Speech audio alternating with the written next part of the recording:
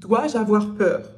Est-ce que les professeurs vont bientôt être remplacés par l'IA? Est-ce que c'est possible? On voit partout que l'intelligence artificielle va remplacer les serveurs, on voit apparaître des robots dans les restaurants, vont remplacer les illustrateurs, toutes les professions créatives, et vont peut-être même remplacer des médecins. Des médecins qui font 10 ans d'études. Alors, est-ce que je vais être au chômage, moi, Jennifer Tellez, qui ai créé l'école d'expression?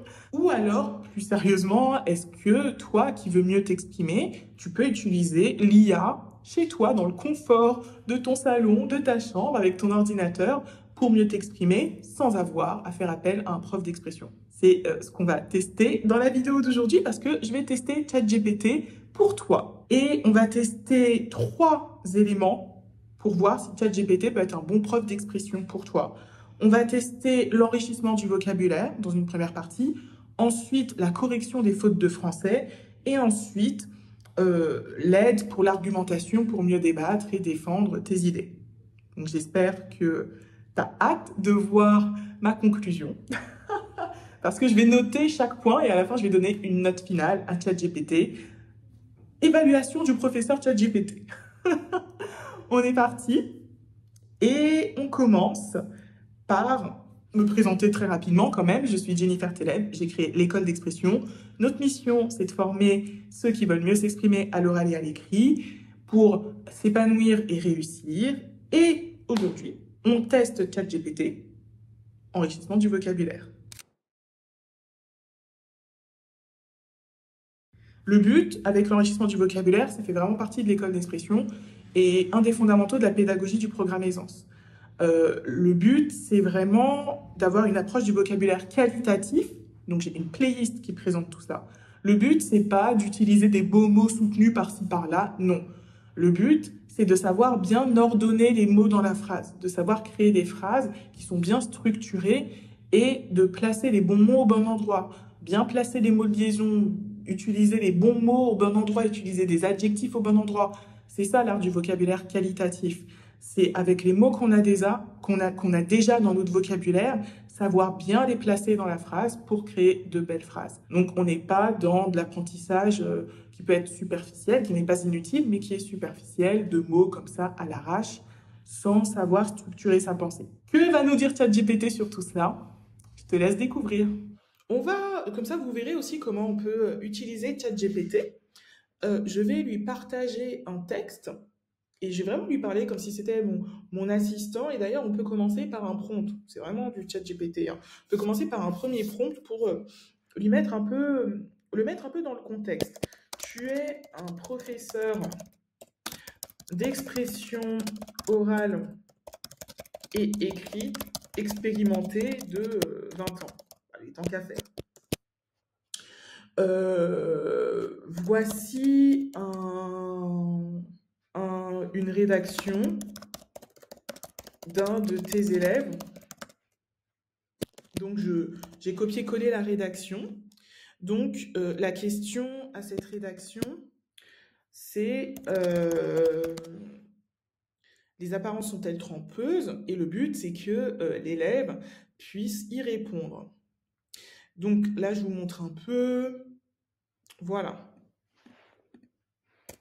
Donc, je vais mettre des guillemets pour peut-être qu'ils comprennent. Et donc, on va tester l'enrichissement du vocabulaire. Ma demande, peux-tu réécrire une version pour enrichir le vocabulaire de cette rédaction? Je ne sais pas du tout ce qu'il va me mettre. Là, c'est vraiment un test. Je n'ai pas testé avant. Je le fais devant vous. Parce que je vais découvrir. Peux-tu réécrire une version pour enrichir le vocabulaire de cette rédaction et me donner des conseils? Ce qui est bien avec ChatGPT, c'est qu'il est vraiment très rapide. Vous voyez, là, c'est vraiment... Enfin, c'est un niveau de rapidité, de vélocité, c'est incroyable. Alors, version enrichie de la rédaction. Le premier contact que nous avons avec une personne se fait souvent par le biais de son apparence et de sa tenue vestimentaire. Celle-ci constitue la première source d'information sur elle, influençant notre perception, que ce soit de manière consciente ou inconsciente, et conditionnant notre disposition à lui accorder notre confiance. C'est pas mauvais. Qu'est-ce qu'a mis l'élève? L'allure et la tenue vestimentaire est la première source d'information que l'on a sur une personne lorsque nous la rencontrons la toute première fois. J'ai pas parlé des fautes, ça va être la section d'après. Est-ce qu'il repère les fautes? Inconsciemment ou consciemment, nous autorisons à la juger afin de lui accorder notre confiance ou pas. Je sais pas ce que vous en pensez, mais je trouve que c'est pas mal. En tout cas, c'est clairement une amélioration. On va pas lire tout, on va faire le second paragraphe. Vous pourrez comparer en mettant pause si vous le souhaitez. À mon avis, les apparences sont parfois trompeuses parce que juger les autres sur leurs apparences, Rose, ça doit être une coquille, tout simplement sur nos, je précise que c'est une rédaction, une vraie rédaction. Rose, repose sur nos préjugés qui sont même pas fondés. Avant de juger l'autre sur son apparence, il faut d'abord apprendre à les connaître, à savoir plus sur eux, car nous pouvons nous faire une fausse image d'eux. Je pense que les apparences peuvent être trompeuses, car juger, virgule, respecte la syntaxe, la ponctuation, car juger autrui uniquement sur la base de l'apparence revient à se fier à des préjugés souvent infondés. Avant de porter un jugement, il est essentiel de connaître la personne, de découvrir ses valeurs, ses expériences et sa personnalité. Sans cette démarche, le risque de se faire une idée est élevé. De se faire... Hein? J'allais dire, mais ChatGPT, je vais être au chômage. Ça commence à se gâter. Le risque de se faire une idée erronée est élevé. Ah si, c'est bon, le risque de se faire une idée erronée est élevé. Si, ça va. Ben, écoutez, prenons l'exemple de Mark Zuckerberg. Oh, c'est un peu cliché comme exemple. Pourrait faire penser à celui de... Écoutez, je trouve que la qualité de rédaction est correcte. Et qu'elle est, pour une personne qui s'exprime comme ça au quotidien, c'est plutôt correct. Je trouve que franchement, c'est pas si mal que ça. Donc maintenant, on va voir, vous avez vu que dans mon prompt, c'est important qu'il faut orienter ChatGPT. Hein. Donc si vous voulez utiliser, là j'ai la version payante, hein, soit dit en passant. Si vous voulez utiliser ChatGPT, il faut vraiment l'orienter, hein, vraiment être clair dans votre demande. Vous attendez pas à ce qu'il vous donne des conseils. Si vous ne demandez pas, clairement, donne-moi des conseils. J'ai bien précisé, t'es mon prof. Conseil, structure et clarté. Assurez-vous que chaque paragraphe développe une idée précise. Ça, les élèves de l'école d'expression, hein, je ne vous apprends rien, c'est pourquoi je regarde devant, la caméra est ici. Utilisez des connecteurs logiques pour fluidifier la transition. Voilà, donc c'est pour ça que nous, on a les mots de liaison, voilà, on a ça à l'école d'expression, ça. Là, il faudrait peut-être lui demander de peut-être prendre un exemple pour illustrer si l'élève le fait ou pas, parce que le problème, en fait, des conseils un peu génériques, c'est que oui, bon, ok, je sais qu'il faut que chaque paragraphe développe une idée, mais moi, je pensais peut-être l'avoir fait, quoi. Donc, de donner un exemple, par exemple, ce paragraphe-là, il développe pas une idée, celui-là, si, voilà l'idée que pour ce paragraphe, il y en a plusieurs, donc voilà l'idée que tu aurais pu choisir, puis faire un second paragraphe. Et c'est là où le prof, il peut être beaucoup plus précis dans ses retours, quoi. Le vocabulaire varié. Alors, ma demande était quand même sur l'enrichissement du vocabulaire. Donc, il me parle d'exemples. Bon, sur le vocabulaire, c'est un peu léger. Et me donner des conseils. J'ai pas précisé pour enrichir le vocabulaire, c'est pour ça. Donc, vous voyez, ChatGPT, là, il faudrait refaire un prompt pour changer ça.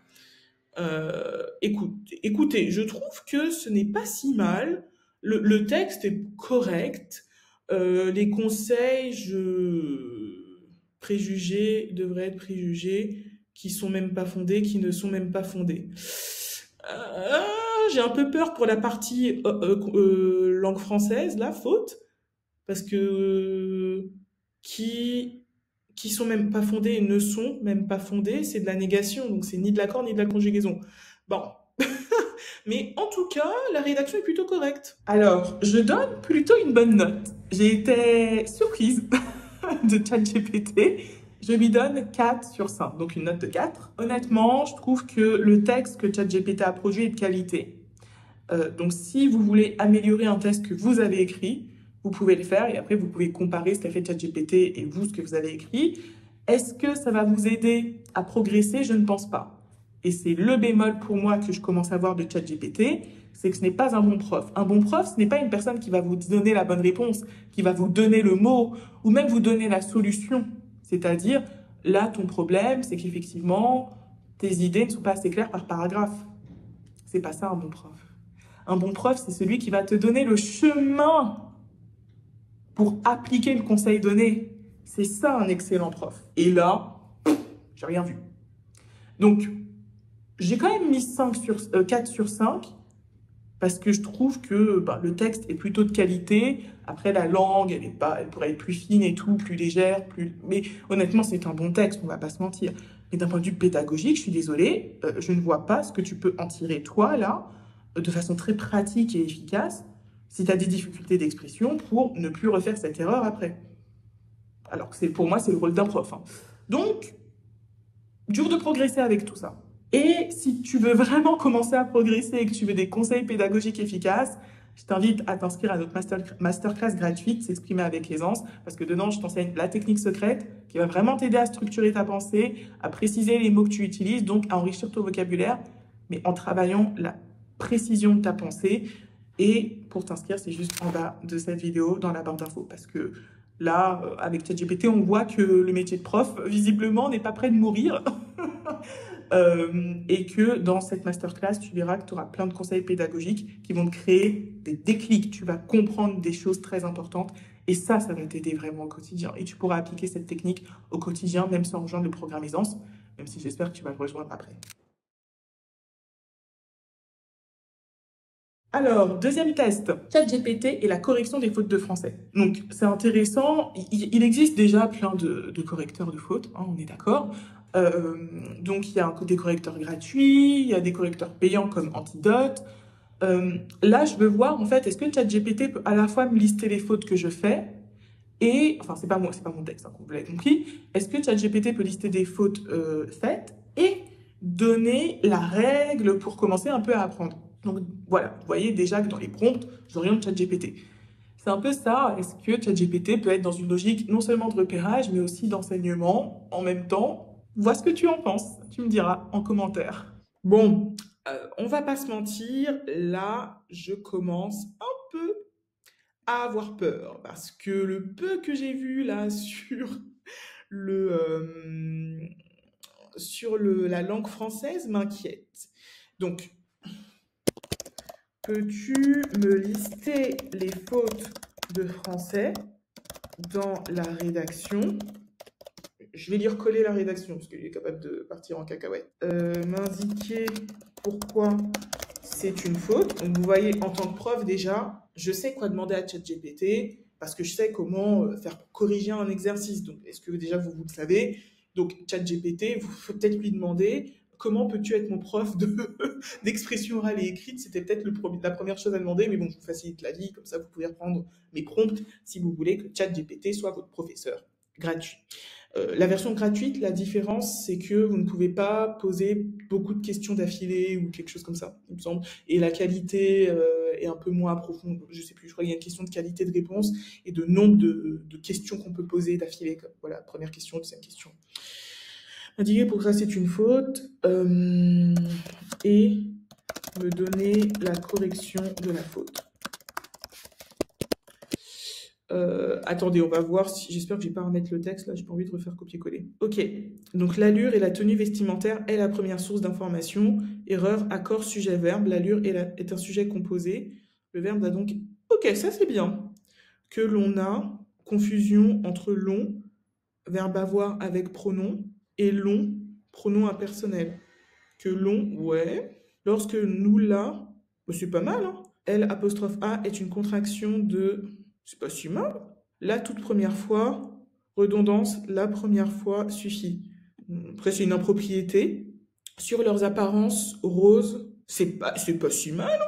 Je commence à m'inquiéter pour mon boulot, là. Honnêtement, je trouve que c'est pas si mal. Je trouve que ce n'est pas si mal que ça. Mais comme je vous l'ai dit, on va créer, nous, notre IA, mais il aura notre base de données et tout, avec nos exemples de correction en tant que prof et notre expertise de plusieurs années. Hein. Voilà. Mais bon, qui sont même pas fondées. Négation incomplète. Il faut d'abord apprendre à les reconnaître, à savoir plus. Il faut d'abord apprendre à les connaître et à en savoir... Ouais. Comme par exemple, ado sans objectif. ChatGPT! ChatGPT! C'est pas mal du tout. Alors, je ne sais pas effectivement s'il a tout repéré. J'ai l'impression qu'il a tout. Certaines professions, il a repéré ça ou pas? Ouais, ouais, doit être au pluriel. Bah oui. Bah oui. Ah, juge les personnes sur leurs apparences.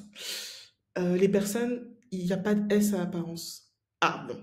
Il n'a pas tout repéré.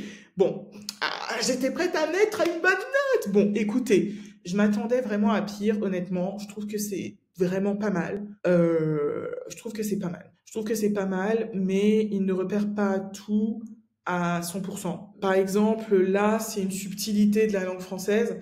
Une personne va avoir une apparence. Donc, on dit juge les personnes sur leur apparence. Voilà, c'est pas l'objectif, c'est pas de faire un cours de français là, mais voilà, en tout cas, je pense que avec ChatGPT, il peut repérer peut-être honnêtement 90-95% des fautes, mais les fautes les plus subtiles qui demandent une compréhension un peu plus fine de la langue, faut pas compter dessus.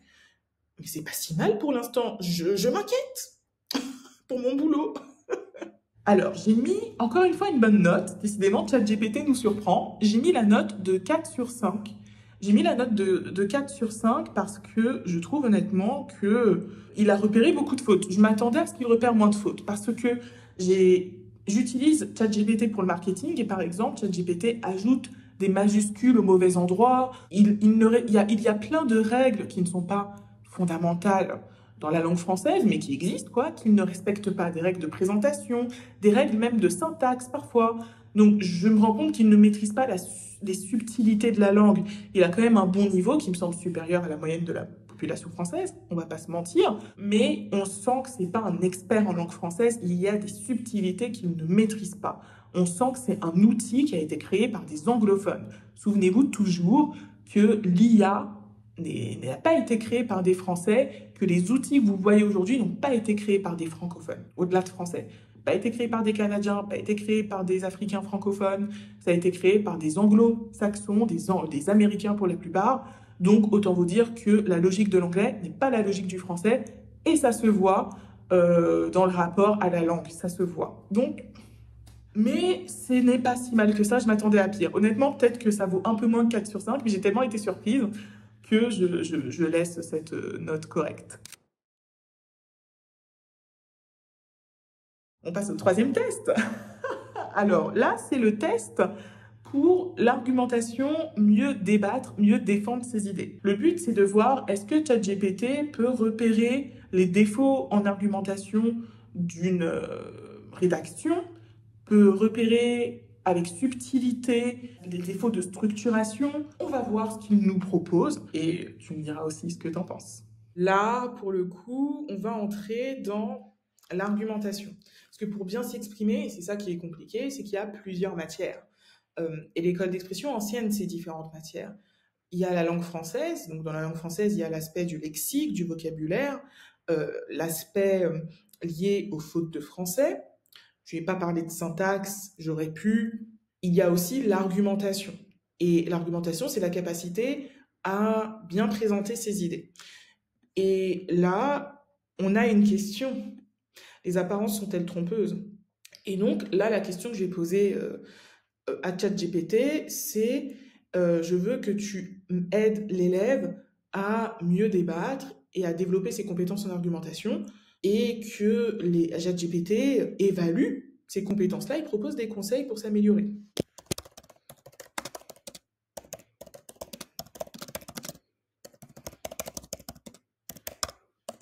Sur les compétences argumentatives de l'élève. La réponse est-elle satisfaisante? Bien argumentée. Et donne des conseils pour améliorer son argumentation. On va dire un truc comme ça, hein. Improvisation totale. J'assure que j'ai pas préparé ça avant. Je ne sais pas du tout ce qu'il va répondre, sachant que c'est notre spécialité à l'école d'expression. J'ai déjà repéré des problèmes chez l'élève. Allons-y. Ça fait peur, quoi. On n'attend même pas une seconde, on a déjà... C'est peur, la la vitesse. C'est quand même ahurissant, hein, cette vélocité. Je suis choquée. Donc, franchement, j'utilise déjà ChatGPT pour rédiger certains contenus marketing et tout. Euh, bon, je trouve qu'il est plus rapide, là. Ils ont fait une mise à jour ou quoi, j'ai peur. Alors, évaluation des compétences. Point positif. L'élève a une structure de base, une introduction qui présente la question, un développement avec des exemples et une conclusion implicite. À améliorer, la réponse manque de cohérence et de structure claire. Ok, donc c'est intéressant, il a créé une structure dans sa correction. Chaque partie de l'argumentation doit être mieux définie avec des paragraphes distincts pour chaque idée ou argument. Richesse des arguments. Oh, c'est pas mal. L'élève apporte un exemple concret qui illustre bien. Ah, c'est l'élève qui parle de Zuckerberg, le patron de Facebook, ouais, j'ai oublié. Oula, oui, c'est un peu long. Qui illustre bien, les apparences peuvent être trompeuses, l'argumentation est limitée et manque de profondeur. Il serait bénéfique de développer d'autres exemples. C'est générique tout ça, hein. On va voir la partie conseil. Est-ce qu'il est pédagogue? Est-ce qu'il sait donner des conseils pour que l'élève les comprenne et les mette en application? Bon, l'exemple de Zuckerberg est pertinent et bien choisi pour illustrer le paradoxe. D'autres exemples variés. Clarté des idées. Les idées générales et compréhensibles, l'élève montre qu'il comprend la notion de préjugé. Certaines phrases manquent de clarté et contiennent des répétitions inutiles. Transition et connecteur logique. Bon, je trouve que les retours sont quand même un peu légers sur la structure de l'argumentation et la richesse des arguments. Déjà, là, un argument n'est pas un exemple. Donc, je vois pas pourquoi, dans la richesse des arguments, il me donne un exemple. En argumentation, un argument n'est pas un exemple. Un exemple sert à illustrer un argument. Donc, en fait, vous voyez que ChatGPT, là, pour le coup, c'est moins bien que les deux autres. ChatGPT, il manque de subtilité dans l'utilisation précise de certaines notions.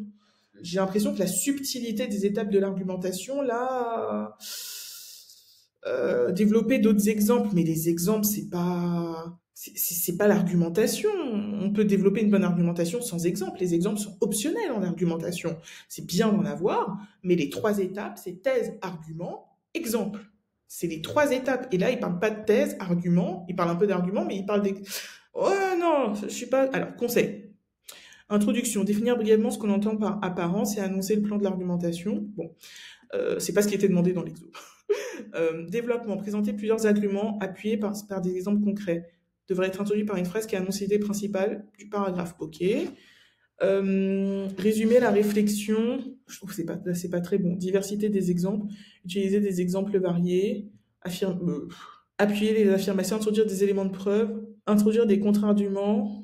Je le trouve, là, je suis pas satisfaite. Je le trouve pas, ouais, je suis pas satisfaite. Je suis pas satisfaite parce que, donc là, son idée, là, c'est une sorte d'intro, là, parfois trompeuse. Franchement, je sais pas ce que vous en pensez, vous. Vraiment, n'hésitez pas à le mettre en commentaire. Pourquoi il me...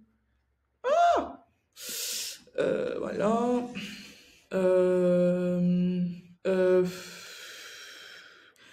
Non, il n'a pas fait de remarques sur la structure des paragraphes. Euh, En fait, il a fait des remarques intéressantes en mode un paragraphe, une idée, mais il n'a pas donné. Mais comment on structure un paragraphe? Ça, il ne l'a pas donné. Et c'est la base de notre pédagogie à l'école d'expression. Idée, explication, exemple. Et là, on voit que, par exemple, il y a une idée, une explication 1, idée, explication 2, un exemple, et après, on change. Donc, pour moi, les conseils en argumentation pour bien structurer ne sont pas bons. Il reste trop général, il dit juste commencer la phrase par une idée, c'est un peu ce qu'elle fait, la personne, hein, l'élève, mais c'est pas, les conseils sont pas bons. Là, je suis pas convaincue. Là, pour le coup, je suis déçue. Clairement, je suis déçue. J'ai mis la note de 2 sur 5. Je trouve qu'il n'est pas bon en argumentation. Il ne maîtrise pas les techniques de base de l'argumentation.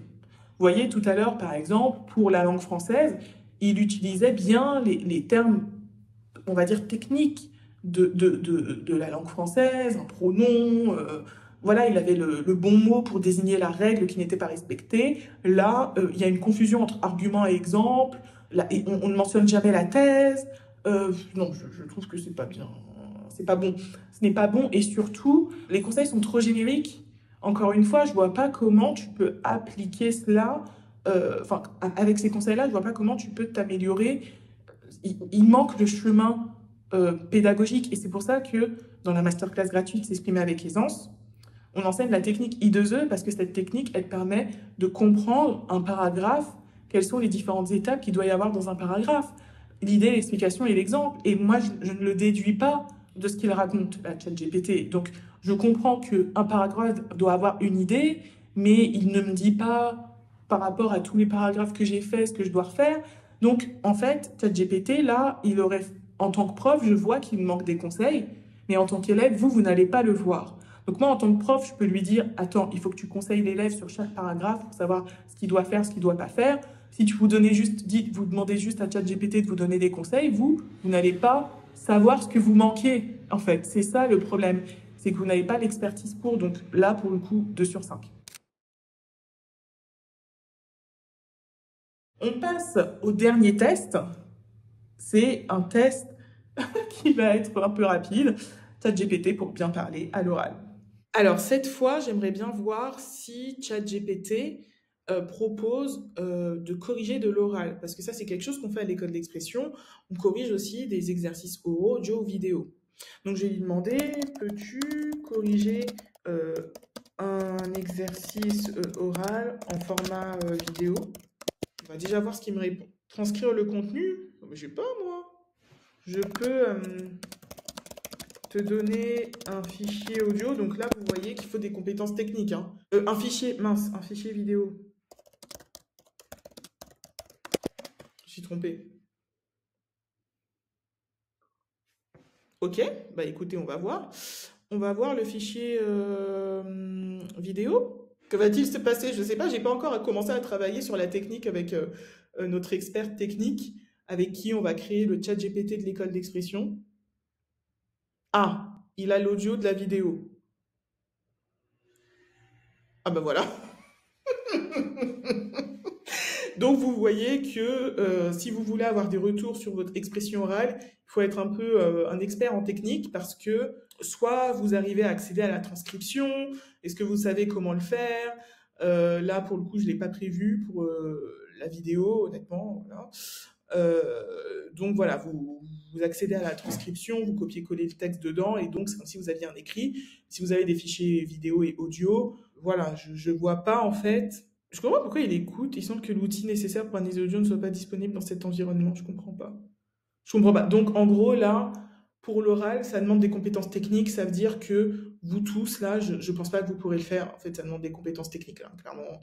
Moi, je suis en train de travailler avec une experte professionnelle, mais vous, je pense pas que ce sera possible. Bon, je donne une note de 2 sur 5. Pourquoi? Parce que même si on parle d'oral et qu'il y a des enjeux de prestance en termes d'élocution, de gestuelle, l'oral, c'est aussi du discours, donc ce sont aussi des mots qui peuvent être transcrits. Et une bonne présentation orale donne une bonne rédaction. Ça, c'est important. Un bon discours à l'oral donne une bonne rédaction parce que la langue orale de qualité est aussi une langue écrite de qualité. Ça, c'est très important. C'est pour ça que vous pouvez très bien prendre la transcription et aussi utiliser l'application sur votre j'ai pas mon portable, l'application ChatGPT. Donc, si vous téléchargez l'application ChatGPT, ce n'est pas une vidéo sponsorisée, mais si vous téléchargez l'application, elle est gratuite en plus, eh bien, vous pouvez utiliser la fonction dictée vocale de ChatGPT. Donc, je vous laisse le faire en autonomie. Peut-être que si vous voulez, je ferai une démonstration. Et quand vous utilisez cette fonctionnalité de dictée vocale, ce qui est vraiment génial, c'est que le texte s'écrit dans le chat. Donc, ça vous fait un peu un exercice oral, mais ChatGPT va corriger votre audio. Donc, je mets 2 sur 5 parce que c'est trop technique, comme vous l'avez vu. Mais vous pouvez, en utilisant cette dictée vocale ou la transcription d'un audio, si vous savez comment le faire, après vous pouvez demander à ChatGPT comment avoir la transcription d'un audio. Et donc là, on est dans une boucle, ChatGPT vous aide pour chaque étape. Bah, vous pouvez quand même avoir un retour, mais vous voyez qu'il faut se prendre la tête, quoi. Bon. Alors après, c'est ça, hein, quand on ne suit pas une formation et on ne veut pas payer un prof, il faut soi-même fournir de l'énergie et dépenser du temps pour avoir les solutions et se créer son système. Hein, voilà. Donc le bilan, ça donne une note de 8, 10, 12 sur 10, 12 sur 20. Donc 12 sur 20, c'est passable. Hein. 12 sur 20, c'est assez bien en fait même. C'est pas passable, c'est assez bien. Donc c'est une mention assez bien pour ChatGPT. Ça veut dire que si vous avez de grandes difficultés d'expression, il peut vous aider. Si vous vous exprimez déjà bien, il ne fera rien. La vérité, elle est là. Si vous vous exprimez déjà bien, vous avez un meilleur niveau que ChatGPT normalement. Donc là, vous connaissez plus de subtilité et tout, on voit que c'est un peu basique. Et si vous avez de grandes difficultés, ça peut vous aider. Typiquement, si vous ne parlez pas couramment français, ça peut être très bien. Si vous parlez couramment français, mais avec beaucoup de fautes, des grandes difficultés d'argumentation, ça peut être pas mal. Pour moi, le grand problème, c'est que ChatGPT, c'est un outil qui doit être orienté. Vous devez savoir lui demander les bonnes choses, vous devez tourner vos phrases dans le bon sens et vous devez savoir ce que vous voulez. Tandis que quand on est un élève, normalement, on ne sait pas exactement ce qu'on veut d'un point de vue pédagogique. On sait le résultat, je m'exprime avec aisance, mais je ne sais pas quoi demander au prof. Et parfois, ce que je demande au prof n'est pas bon. Donc, c'est là où il faut un expert qui oriente l'IA. Et c'est pour ça que nous, à l'école d'expression, on va créer notre ChatGPT, notre IA, pour proposer les corrections automatisées à nos élèves. La différence, quelle est-elle? C'est que cette IA, elle va être orientée par moi-même. C'est-à-dire que moi-même, je vais guider l'IA pour la former. Ça va devenir en fait un prof de l'école d'expression, mais un prof automatisé, parce qu'il aura toute notre pédagogie, il aura tous nos process humains qu'on a créés de correction, parce que là, ces process de correction, ils sont pas bons. Il n'est pas bon dans les conseils donnés, c'est pas assez profond, c'est pas assez explicite, pas assez efficace. Donc, il faut lui apprendre cette pédagogie efficace pour que l'élève progresse après avoir lu un rapport de correction. Et c'est ce qu'on va faire, et j'espère bientôt pouvoir je vais bientôt vous faire une démonstration de cette IA. Et si vous rejoignez le programme Aisance, eh bien, vous pourrez en bénéficier. Voilà ma note pour ChatGPT. Qu'en pensez-vous? La suite en commentaire. Et on se voit à la prochaine vidéo, dans la prochaine promotion du programme Aisance. À bientôt.